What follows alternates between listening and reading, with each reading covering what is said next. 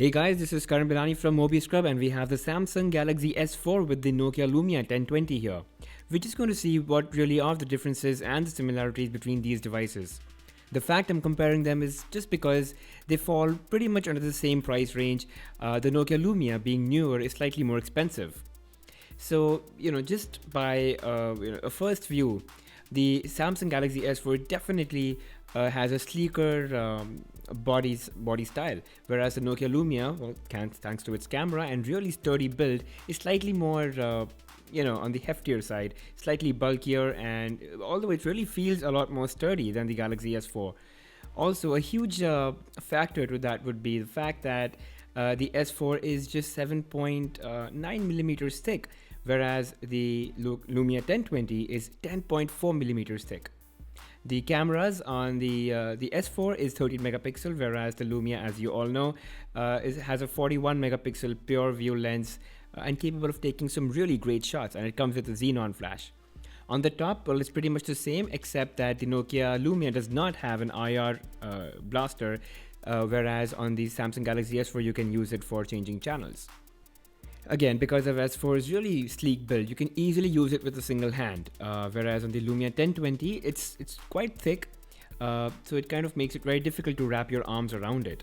And given that camera lens protruding a little out, it's really counterintuitive because you can't place your index finger over there, so it kind of comes in between. It's slightly obstructive actually. Thanks to the really thin bezels of the S4, the screen size is actually 5 inches, whereas on the Lumia it's 4.5 inches because of thick bezels. At the bottom you've got USB 2.0 data syncing and charging port on both, whereas you've got a speaker grill in the Lumia 1020 as well. The Lumia has a flat top and it's got really soft and nice rounded edges with square corners.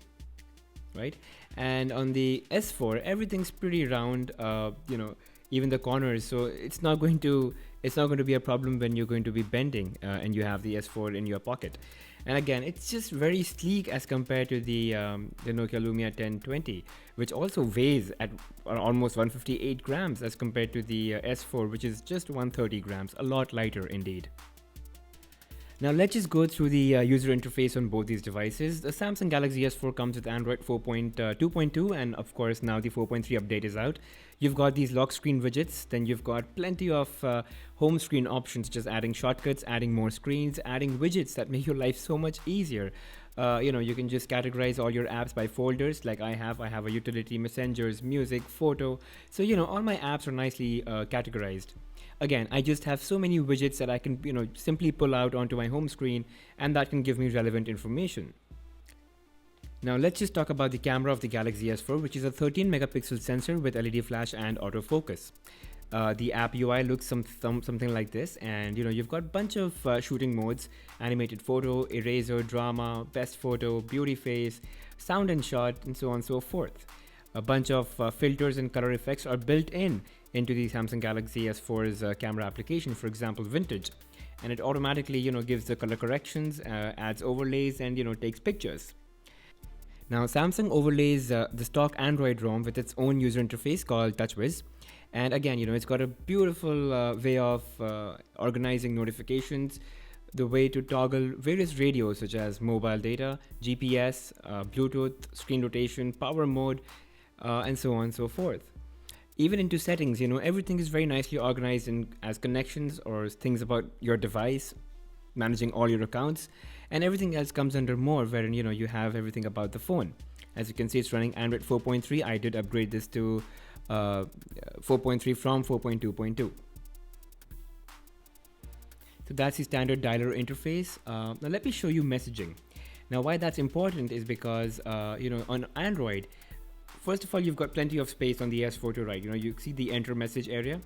Now this is the beautiful part of Android. You can install third-party keyboards such as SwiftKey or Swipe, and you can just type the way you want, and it's a lot faster.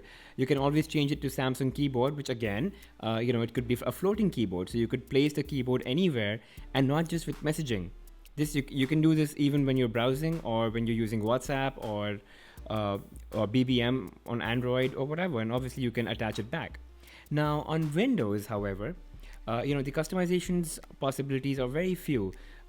You just have a few tiles that you can replace with other apps. You can reposition them. You can change their size, and you can also change the color theme. So right now I have a black theme, which is dark. I can change that to light. It just consumes more battery, so I'd always recommend you run dark. And you can then change your color scheme from, whatever. I was in purple right now, and now I'm on green now. So that's the most customization that you're going to get. Again, you can just pick up any application from one of these, apart from whatever you have already on the homepage, and you can just pop them or pin them to your home screen. Now it's got very basic applications. You've got a bunch of camera applications, and that makes sense for the PureView because it's got a 41 megapixel sensor, and there's a lot of things that you can do with the camera. You've got built-in Microsoft Office, so great support for Word docs, Excels, and PowerPoints. And then you've got the Microsoft Windows Store, and again, just very basic applications preloaded onto the Lumia 1020 smartphone. Anyway, now coming to the App Store, again, the very basic apps are missing from the Windows Marketplace. And that's only because there are not many developers out there right now who are developing apps for this, for Windows. It's nowhere close to Android apps ecosystem, because in Android there's an app for almost anything that you can think of. You need something, it's there. But that's not the case with the Windows Marketplace as of now. Apps like Chrome do not exist by Google. So, well, anyway, moving on. Now, this is a difference. You saw how large the typing area was in the Galaxy S4, whereas in the Windows Phone, it's pretty short, and you can't install third-party keyboards. You're pretty much stuck with this keyboard, which is pretty nice, actually. Types really well, very intuitive, and your key presses are quite accurate. But still, you would not be able to install third-party apps like SwiftKey and Swipe. Now, coming to the camera, there's just a huge jump from what we've seen on the Galaxy S4. There's just so much more freedom in terms of the things that you can change. For example, the ISO, the shutter speeds, white balance, macro focus, and exposure settings. You can obviously change them individually as well. The camera records 1080p videos, but the only problem is it does not take shots very quickly. It takes a while to focus and then take a picture because it's really saving a huge file. The S4 runs on a quad-core processor with 2 GB of RAM, whereas the Lumia 1020 runs on a dual-core processor with 2 GB of RAM, and both of these phones have enough processing power and RAM to run almost everything that's thrown at them. Now, if I were asked, I would definitely go with the S4 simply because it's lighter, sleeker, and it has Android running on it, which is the main criteria for me.